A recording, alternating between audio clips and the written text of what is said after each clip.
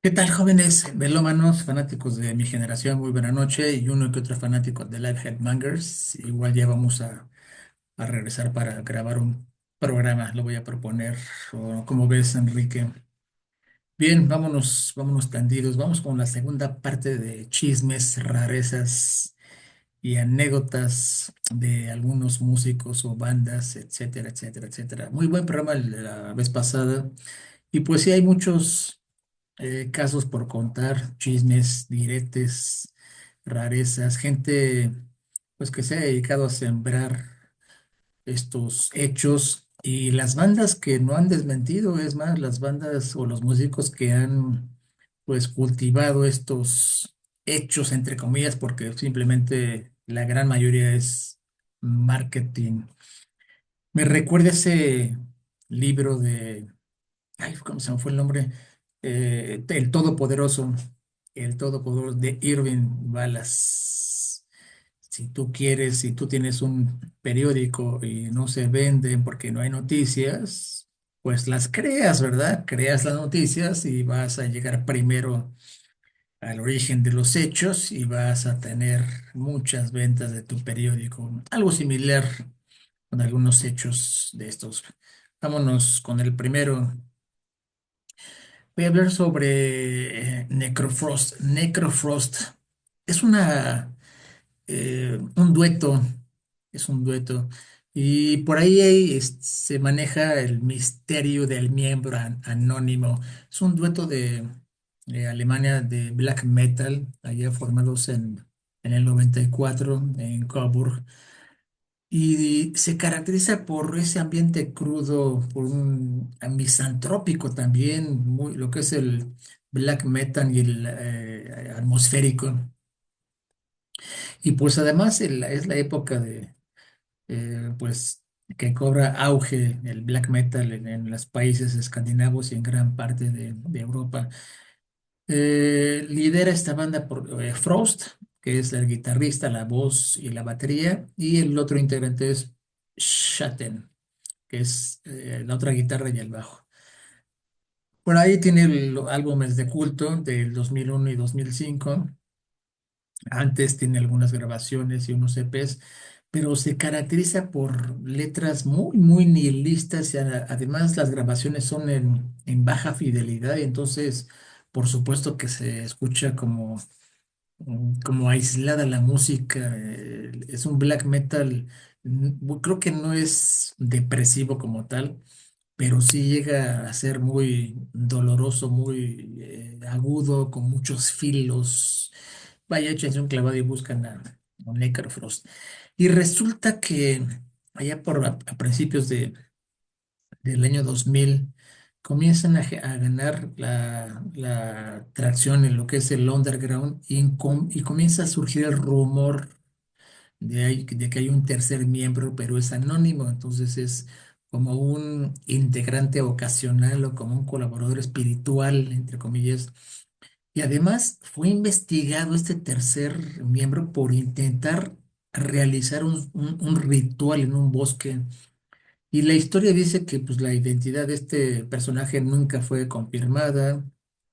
La policía afirma haber detenido a este integrante después de que se involucró en un ritual donde hubo sangre, se desconoce si fue humana o fue de un animal, con símbolos arcanos ahí en los árboles, etcétera, etcétera. Y los informes de la policía, pues, dicen que son vagos, que sugieren que el ritual estaba inspirado en textos ocultistas y mitología sumeria.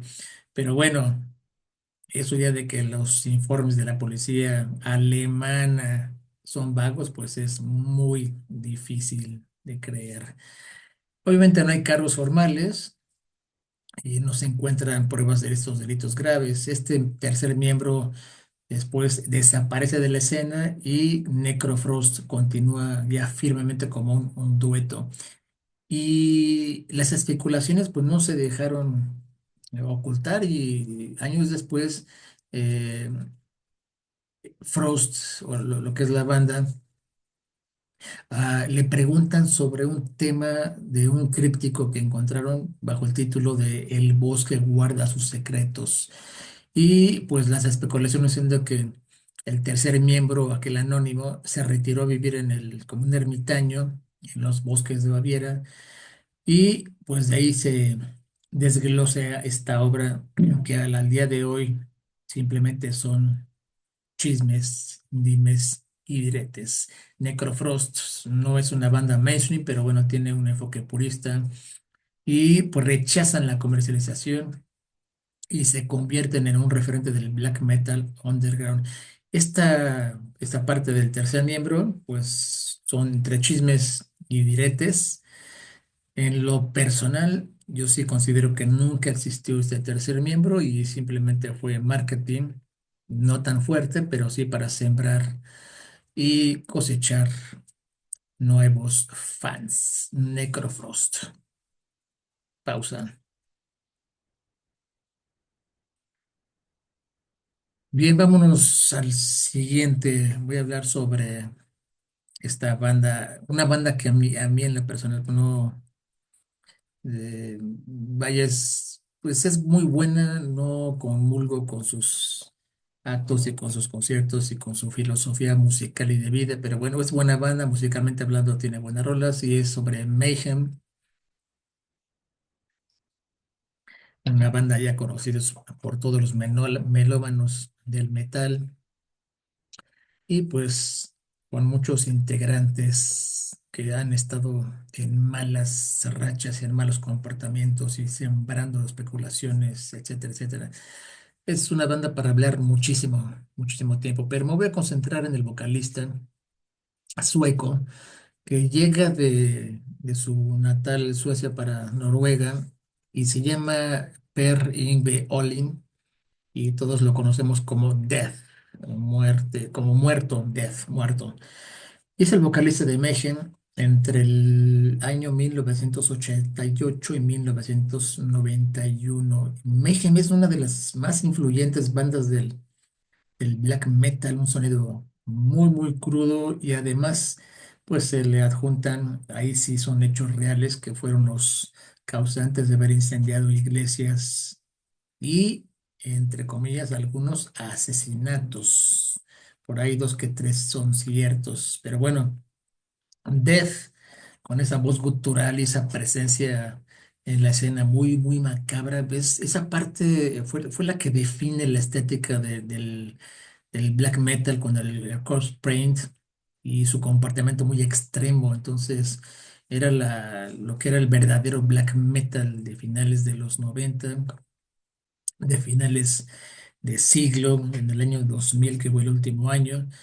Y además es impresionante porque apenas tenía 22 años cuando en aquel abril del 91 se suicida. Y el suceso pues de este chisme es de que Death, pues coleccionaba animales muertos y tenía una obsesión con la muerte muy, muy cabrón. Vaya, es como que va más allá de un hobby, ¿no? Él realmente sentía la muerte muy cerca, quería compartirte, quería ser la muerte. Y pues siempre mostraba esa inquietud con los demás compañeros. Y lo que más hacía su pasión, no hobby, era una pasión, era recolectar animales muertos de pájaros, de ratas, de cerdos, de perros, gatos y los encontraba en los bosques, ahí en Oslo, y los guardaban herméticamente en bolsas de plástico o en frascos. Y ahí los tenía como para él eran trofeos espirituales que era la conexión de Death o con la misma muerte, ¿no? Según comenta el bajista de Mayhem, Necro Butcher, pues todo el apartamento ahí donde vivía Death, pues olía a putrefacción, entonces evitaban ir a su departamento. Y en los conciertos, pues Death estaba obsesionado y en el escenario, en algunos de los shows, para transmitir esa música llena de muerte y de ocultismo y de paganismo, pues llegaba a arrojar cabezas de cerdo y rezos de otros animales al público para compartir la esencia de la muerte. Eso sí fue, pues no fue chisme, no fue dimes y diretes si fue real. Y allá en alguna ocasión, en el inicios de los 90 en un concierto, pues se pone a oler un cuervo muerto antes del concierto, afirmando que eso es lo que le ayuda a entrar en trance, poseerse y pues poder dar un buen concierto. Y la ropa, propia ropa la enterraba en el bosque durante semanas para que se impregnara de la tierra y de esa podredumbre, ¿no? Creyendo que esto lo hacía ser uno con la misma muerte. Entonces, siempre decía que los muertos le hablaban, obviamente no en un sentido literal, pero sí como esa conexión espiritual que alimentaba su arte, entre comillas. Esto es lo de Death. Lo de los animales es muy cierto. En lo personal, pues esa conexión, pues ya son alucinaciones que tenía Death para poder pues hacer marketing a la banda y por supuesto que le funcionó. Además, a sus 22 años fue quien estableció esa parte del estándar en el black metal de ser extremo, ¿no? Muy extremo. Death y justamente su colección de animales muertos real. Este chisme. Pausa. Bien, vámonos al siguiente. Vámonos, híjole, también con otra banda. Creo que ya hemos tocado el tema de esta banda en Live Headbangers y creo que aquí en dos o tres ocasiones. Pero ahora voy por otro lado. La banda es Gorgoroth y pues ahora vamos a hablar sobre su vocalista que fue del 98 al 2007 y estoy hablando de Christian Eyvind Spell y todos lo conocemos como Gal, con doble A, Gal. Pues ahora sí que esa banda me encanta, musicalmente me encanta, tiene un poder fortísimo en el black metal, es un sonido muy brutal, las letras satánicas, los shows muy provocativos, la voz gutural que domina el escenario, intimida, entonces eso ha llevado a Gorgoroth a tener extraordinarios discos como el Incipit Satan del 2000, Ad Majorem Satanas Gloriam del 2006, entre otros. Y ya por ahí se dice que en algún concierto metió unas mujeres vírgenes, etcétera. Y hay muchos dimes y diretes, creo que la mayoría no han sido comprobados. Marketing. Este suceso, este chisme del que les voy a hablar con Gal es de que sobre un secuestro y una tortura al estilo ritual. Y fue justamente en el año 2000 que arrestan a Gal allá en Noruega, en Bergen, por secuestrar y torturar a un hombre durante 6 horas, 6 horas, y él lo describe como un ritual. Los informes de la policía, pues, dicen que Gal y su cómplice, alguien más, atrajeron a esta persona, a este hombre, una casa, lo golpearon, le hicieron cortadas y amenazaron con beber su sangre. Entonces, dice que simplemente Gal dice que nada más quería recoger su alma y que el acto era parte de un proceso espiritual. Entonces, dicen que este chavo, después de 6 horas, pues logra escapar y denuncia el incidente, lo cual en esa denuncia, pues detienen a Gal. Y ya en el proceso pasaron 2 años, llegó el 2002 y lo condenan por agresión grave y lo sentencian a un año de prisión. Pero nada más estuvo unos meses y ya pagó una multa de unos $20,000 en aquella época. Nunca negó los hechos y siempre ofrece una versión críptica diciendo que fue un malentendido y que la víctima no entendió el propósito espiritual, ¿no? Como que eh, si hubiera sido algún conocido y que no quiso cooperar con ese ritual. Y bueno, pues no se niega, tampoco lo ha confirmado y el caso pues simplemente no recibió tanta atención mediática como otros escándalos como Mayhem o como Bursum, con Bar Vikernes, que sí fueron reales, pero aquí no, a Gal creo que no le funcionó mucho Y pues el incidente simplemente lo que ocasiona, si le funcionó, que fue reforzar su imagen como una figura muy temida y mística de la banda y dentro de toda la escena del black metal noruego. Impresionante, Gali, esta banda que se han metido en cada chisme, cada directa que sí son reales, pero en algún momento ya lo comienzan a tergiversar y lo maquillan como si fuera un gran marketing que sí les ha funcionado. En este caso, en lo personal, yo digo que fue un hecho con un conocido y estuvieron de acuerdo los tres, Gal, otra persona, para, entre comillas, secuestrar a esa tercera persona y armar toda esa escena de marketing. Esa es mi opinión. Si alguien tiene evidencias, pues que si fue, haya sido real, pues que las compartan, que las compartan. ¿Sale? Pausa y vámonos al último. Bien, vámonos al Confess. Vámonos a Confess. Vámonos con Robert Halford. Robert Halford. Bueno, hay tantas cosas que hablar sobre el Metal God. Hablar sobre Halford siempre es un placer. De los de los mejores vocalistas que ha dado el rock y el metal en el planeta. Apenas hace 15 días lo vimos allá el 4 de mayo en la Arena México, en la Ciudad de México, y creo que superó las expectativas de todos los asistentes. Impresionante, fuera de otro mundo, este cabrón Halford dio todo, de alma, cuerpo, mente, vaya, creo que nada más en tres ocasiones con tres bandas que me han hecho llorar de tanta emoción, Black Sabbath, Saxon y ahora Judas Priest. Pero bueno, hay muchísimo que hablar sobre Halford. Hay una anécdota. Halford ya tenía o tiene esa pues inclinación sobre la parte muy espiritista y sobre el tarot y le gusta andar en esas cosas, ¿no? Ya le habían leído el tarot un poquito antes de salir del closet en el 86, se lo leyeron ahí por el 83, 84 y le dijeron que se venía algo grande, pero no pasó nada.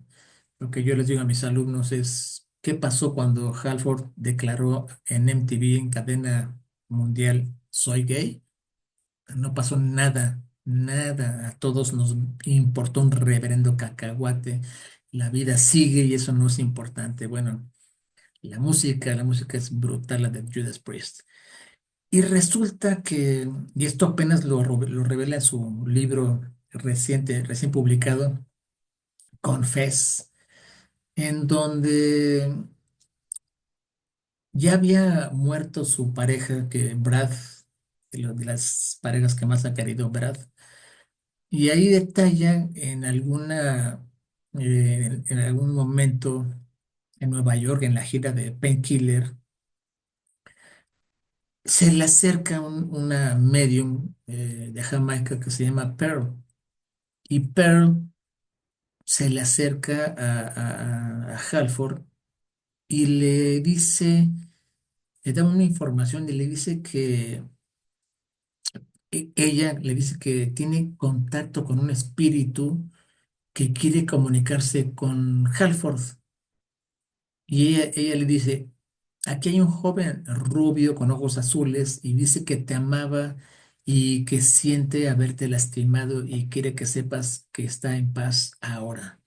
Y obviamente, pues, Halford queda impresionado como si le hubieran aventado una cubeta de agua fría. Y pues sí, de inmediato se le viene a la mente Brad. Con Brad fue una situación y una relación un poco tóxica. Entonces, este, antes de que muera Brad, pues Halford sí siente esa separación como que muy dolorosa. Y después de la muerte, pues queda marcado pues de por vida, ¿no? Halford pues queda sorprendido, atónico, apendejado, porque jamás había visto a Pearl, esta medium, jamás la había platicado ni dado señas, ni descripción de Brad. Y pues reconoce las palabras y reconoce que la descripción de esta Pearl pues coincide con la de Brad, con su apariencia y con toda la historia que le dice Pearl. Entonces, al ver Pearl que Halford queda atónico, le agrega, le dice, y además te observa del otro lado y dice que está muy orgulloso de ti. Y entonces, pues Halford queda conmovido y bueno, hasta las lágrimas se le salen. Entonces, Pearl, de hecho, no sabía quién era, ni quién era Halford, ni la información sobre su vida, nada, nada, pero eh, ahí en Confess dice que la precisión de la descripción de Brad, rubio, ojos azules, su relación amorosa y el mensaje sobre el suicidio son detalles que, pues, una desconocida no podía conocer. Entonces, la parte emocional es de que el Halford, pues, aún cargaba con esa culpa por la muerte de Brad. Y el mensaje, pues, este mensaje ya como que fue el cierre espiritual y dice, bueno, quedamos en paz y no hay más que hablar. Y ahí en una entrevista del 2020, un poquito antes de Confess, en una revista que se llama 519 Magazine, Halford dice que con esa experiencia de Pearl fue una reafirmación de su creencia en la vida después de la muerte y lo marcó pues profundamente. En lo personal, yo, no hay vida después de la muerte. La mente es tan poderosa que la mente se apropia de tus emociones y de tus sentimientos y te fabrica situaciones. Lo que le dice Pearl, no cabe duda, lo que le dice Pearl como mera medio vidente para ganar clientes y fans, pues es hablar de lo muy general y más cotidiano, porque es lo que más va a pegar. Cuando ella le dice, tuviste alguien rubio, ojos azules y tuviste amor, pues por supuesto que le va a encajar con muchos, no nada más a Halford. Eso es sentido común y obviedad y lógica matemática y lógica física. Si aquí en México te dicen, oye, te vimos con persona de estilo latina y pelo pues más o menos negro y castaño y de piel morenito y pues y tuviste una relación amorosa, pues claro que se nos va a quedar esa como anillo al dedo. Entonces, Halford le compra la historia. La gran ventaja es que Halford la cree y le sirve para cerrar ese ciclo comprado. Entonces, sí le sirve a Halford, pero de eso que haya sido verdad, de que esta Pearl haya tenido contacto con un muerto, pues obviamente es imposible que no salgan con mamadas. Y de ahí a que haya vida después de la muerte, pues también es bastante, bastante, bastante difícil de creer. Pero bueno, Halford es lo que la mente le fabrica, lo que siente, lo que se emociona y lo que escribe en su libro Confess de 2020. Consíganlo. Yo lo sigo. No quiero conseguirlo encargado con mi amigo Alex Corral, pero no ha habido la oportunidad de que lo compre. Muy, muy bueno y muy interesante leer todo lo que escribe Halford. Muchas gracias, muchas, muchas gracias en este martes, pues ya martes 20 20 de mayo. Mil gracias y que el Metal God, el Papa del Metal, los bendiga. Nos vemos el siguiente martes. Gracias.